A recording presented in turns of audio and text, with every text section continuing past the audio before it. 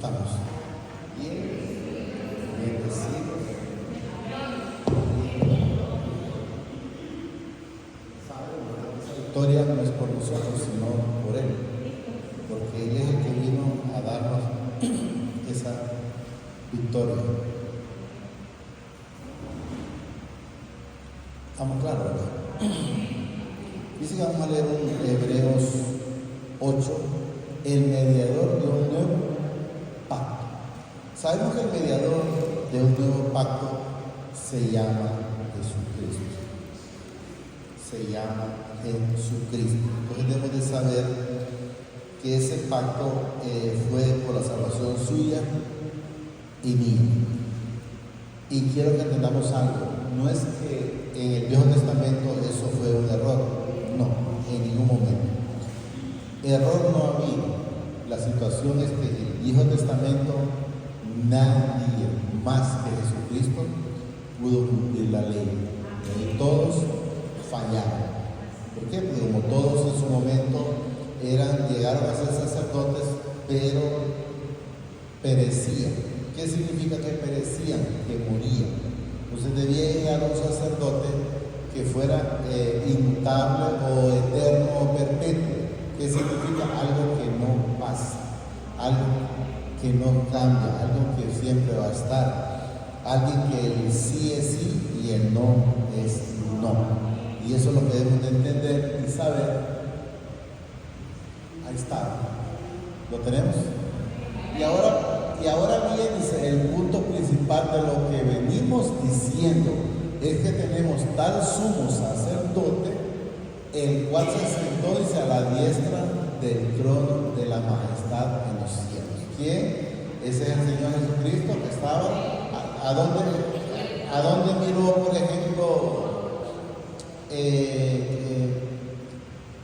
¿cómo se llama? Esteban. ¿Quién miró? ¿A dónde lo miró? En el trono. Mira al Padre y mira al Hijo, o sea, mira al Señor Jesucristo. Entonces debemos de entender que solo Él, a Él se le fue dado todo porque la palabra lo manifiesta. Entonces debemos de saber que Él es el todo y el todo en todos. Él es el único mediador entre el Padre y los hombres, y Él es el único que nos lleva a la vida eterna. Porque el Señor, el Padre, a Él se lo dio todo, como lo hemos manifestado, creo que ya lo manifestamos también, lo recuerdo,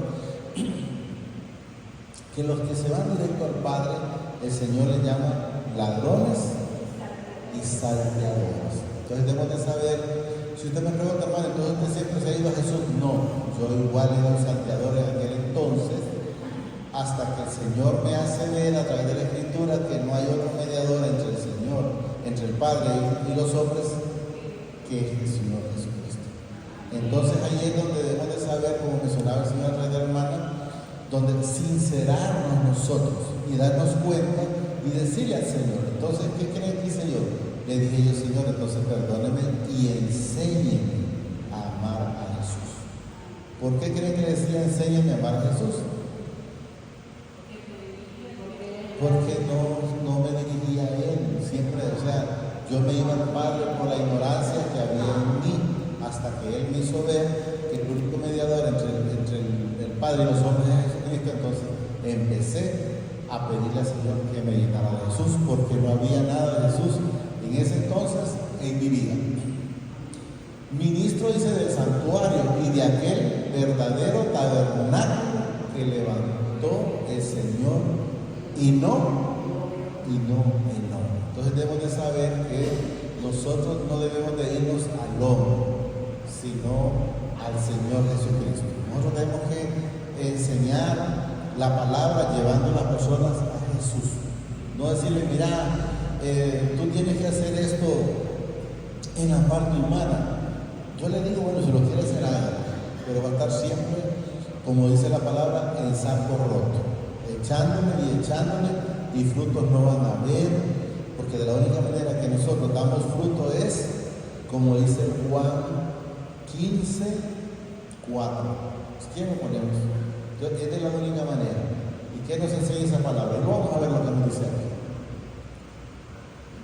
Yo sé lo que dice la palabra del Señor, pero quiero que entendamos nosotros. Miren, ¿qué dice ahí? Permanecer en mí y yo en vosotros. Como el pámpano no puede llevar, ¿qué? Frutos por sí mismo. ¿Qué nos enseña? Que nosotros no podemos llevar frutos por sí nosotros mismos. ¿Estamos claros? No podemos llevar frutos nosotros mismos. Repito, permanecer en mí y en vosotros, como el pámpano no puede llevar fruto por sí mismo, si no permanece en la vid. Así tampoco vosotros, si no permanecéis en mí. ¿Qué nos enseña? Que no podemos estar separados de Él, y si nosotros estamos separados de Él, no va a haber fruto, no va a haber cambio, no va a haber esa nueva persona que el Señor dice, esa nueva criatura. Y lo dice en el 5, yo soy la vid. ¿Y qué quiero que entendamos? ¿Por qué lo voy a leer? En primer lugar, el Señor. Porque la gente puede decir, pámpano, ¿verdad que habla del papa o de qué sé yo? No, él hablaba en parábola, pero él hablaba de nosotros. Entonces lo menciona en una parte como pámpano, pero luego nos hace ver en este 5. Yo soy la vid. Entonces el pámpano, estamos entendiendo, yo soy la vid, y habla de nosotros, y vosotros los pámpanos. Entonces ahí nos da a entender de que solo es como raciocinio. No, como el ejemplo que está poniendo. O una analogía, ¿cierto? También. Yo soy la vid, vosotros los pámpanos. El que permanece en mí, miren la diferencia, y yo en él, este lleva muchos frutos, porque separado de mí, nada podéis hacer. Entonces, ¿qué nos enseña el Señor? No nos debemos de separar del Señor. No nos debemos de separar del Señor, porque de la única manera que nosotros vamos a crecer, vamos a cambiar, no es por lo que nosotros hagamos, sino porque estamos de la mano de Él, y Él nos va a ir enseñando paso a paso para que crezcamos como Él quiere que crezcamos. El que vi, espérense, porque yo voy a leer ese otro. 15, creo que 15:4, pero creo que ya íbamos por el, no sé.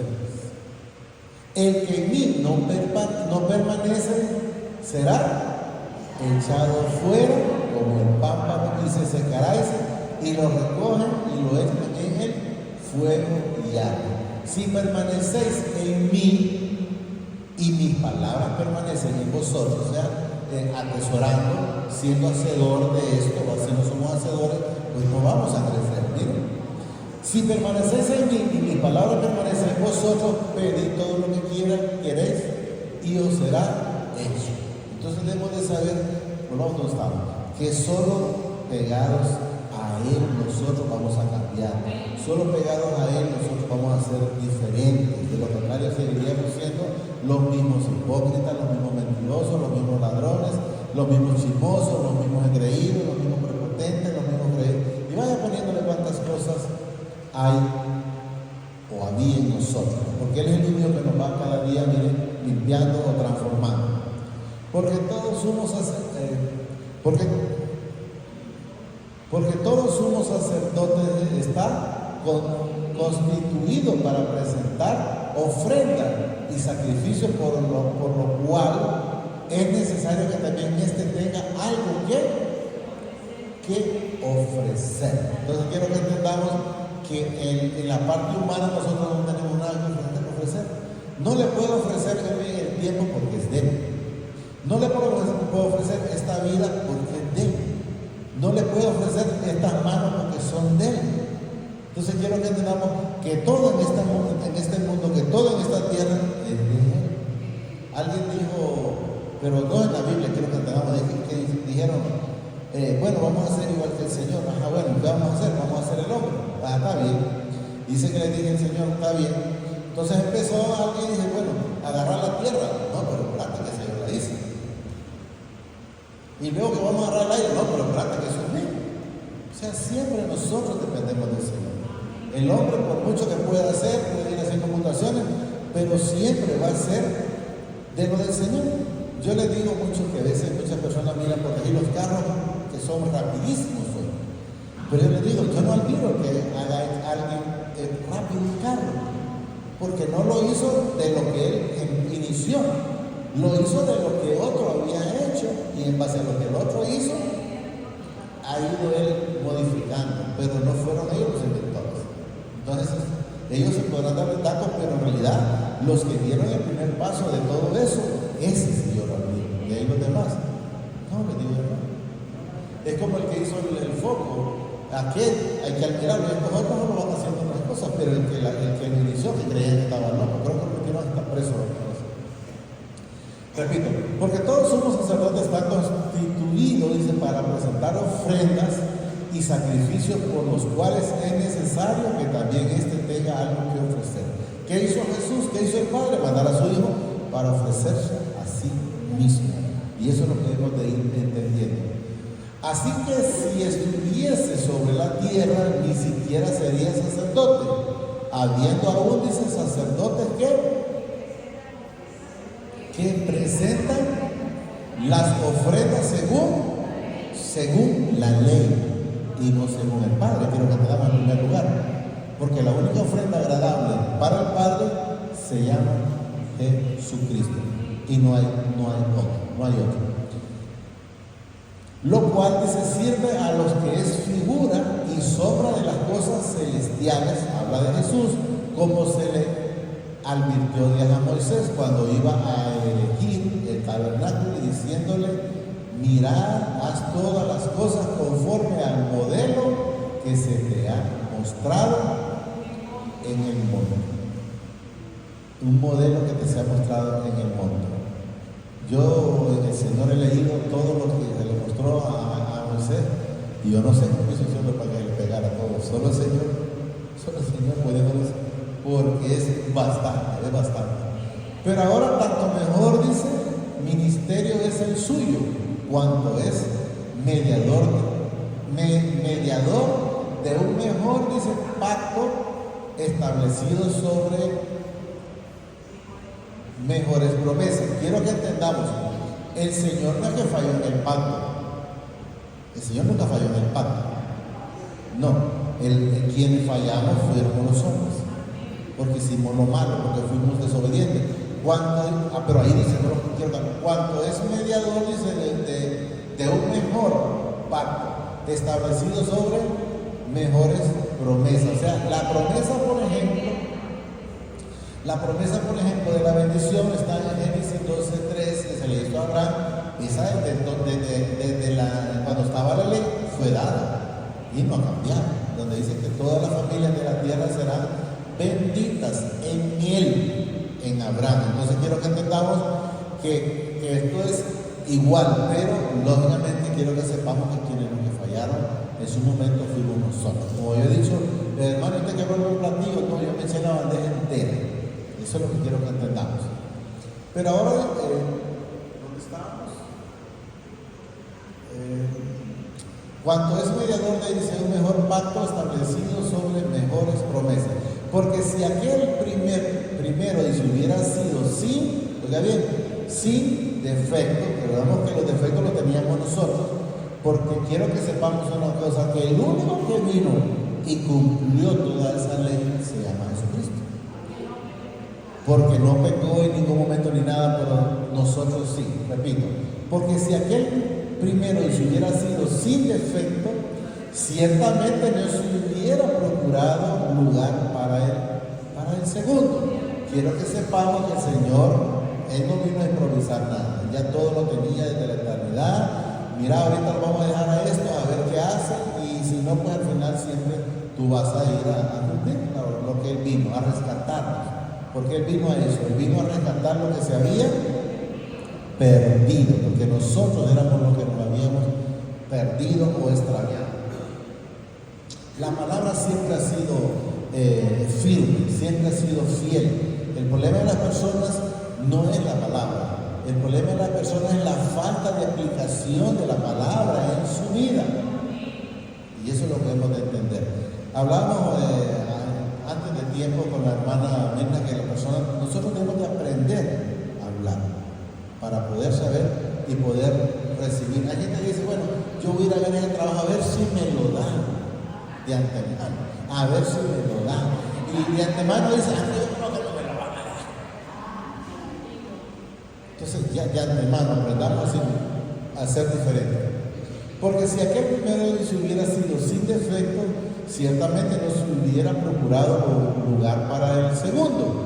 Porque reprendiéndolos dice, he aquí viene el día, dice el Señor, en que estableceré, dice, con la casa de Israel y la casa de Judá un nuevo pacto. Quiero que sepamos que el pacto ha estado, porque cuando tuvo, por ejemplo, María, o antes de que tuviera, y en la palabra dice que vendrá, dice a qué, a salvar la humanidad, y que su nombre va a ser llamado Emmanuel, y que significa aquí, que significa allá. Entonces ya todo eso estaba desde el viejo, como la profecía desde el Viejo Testamento. Quiero que entendamos. El que estableció, dice, estableceré con la casa de Israel y la casa de Judá en un pacto. ¿Y ese pacto para quién era? No era para los desobedientes, era para los obedientes. Y usted me diría, pero si anduvimos en desobediencia, eso es diferente. Anduvimos en desobediencia. Y usted me dice, era mentiroso, bárbaramente. Era hipócrita también. Era chismoso también. Era mentiroso igual. Y vaya poniéndole porque todo, pero es una diferencia. Era, fíjense que sí es una mentirita piadosa. No. El sí es sí, el no es no. Y eso lo tenemos que saber. No como el pacto dice que hice con sus padres el día que los tomé de la mano para sacarlos de la tierra de Egipto. Porque ellos no. ¿Por qué? ¿Cuál fue el problema? Pero el problema no fue del Señor. El Señor siempre permaneció con ellos. No, el problema es miren. Porque ellos no permanecieron en mi pacto, o sea, no permanecieron en su voluntad. Y eso es lo que quiero que entendamos. No fue problema del pacto, no fue problema de la ley, fue problema de la desobediencia. Como hemos dicho muchas veces, el infierno no se hizo para los que pecaron, no, se hizo para los que no se arrepintieron, que es algo diferente. Usted pecó, sí, pero se arrepintió. Entonces, está destituido del infierno. Pero usted pecó y no se arrepintió, pues tenga la plena seguridad que va derechito, como dijeron a Pedro, simplemente a Judas, simplemente volvió al lugar de donde salió. Esa es la diferencia. Repito, no como el pacto que hice con sus padres el día que los tomé de la mano para sacarlos de la tierra de Egipto, porque ellos no permanecieron en mi pacto y yo me desentendí de ellos, dice el Señor. ¿Qué le pasó? Quiero que entendamos, nosotros lo vemos con Job, pero así mismo ocurre cuando hay alguien que conoce al Señor, pero de referencia y no lo ha visto. El Señor simplemente le quita el vallado y empieza Satanás a zarandearlo. ¿Por qué? Porque no lo conoce. Una vez que lo conoce, él dice, me aborrezco, me echo de no sé qué, y me arrepiento, porque hablaba de cosas que no conocía. Mas ahora mis ojos que ven. Entonces el Señor de antemano usó el vallado y lo bendijo, dice, el doble. El doble, 2 veces más. Repito, no como el pacto que hizo, dice, con sus padres el día que los tomé de la mano para sacarlos de la tierra de Egipto, porque ellos no permanecieron en mi pacto y yo me desentendí de ellos, dice el Señor. ¿Qué es lo que dice el juez? Pero no lo vamos a poner, creo que es 5:8 o 5 al revés, que cuando las personas se apartan del Señor, dice a la vuelta, dice, vienen los problemas. ¿Ya estamos entendiendo? Por lo cual dice, este es el pacto que haré con la casa de Israel después de aquellos días, dice el Señor. Pondré mis leyes y en la mente de ellos y sobre sus corazones, dice, las escribiré y seré a ellos por padre y ellos me serán a mí por pueblo, pero por hijos, pues. Pero quiero que miremos al principio, ya bien. Por lo cual, este es el pacto que haré no habla con todos, la casa de Israel, que significamos nosotros, o significamos los hijos. La casa de Israel, de entender con los hijos. Eso es lo que quiero que entendamos. Miren, por lo cual este es el pacto que haré con la casa de Israel. Después de aquellos días, dice el Señor, pondré mis leyes en la mente de ellos y sobre sus corazones las escribiré y y seré a ellos por padre y ellos me serán a mí por hijo o por pueblo. Entonces quiero que entendamos que una vez que Él está en nuestra vida, automáticamente, como ya vive Él en nosotros, cualquier cosa que vamos a hacerla, ya está en nosotros. Entonces nos damos cuenta si está bien o está mal. ¿Estamos claros? Nos enseña el Señor a quién enteramente le podemos llevar la palabra y a quién no vale la pena llevársela, pues.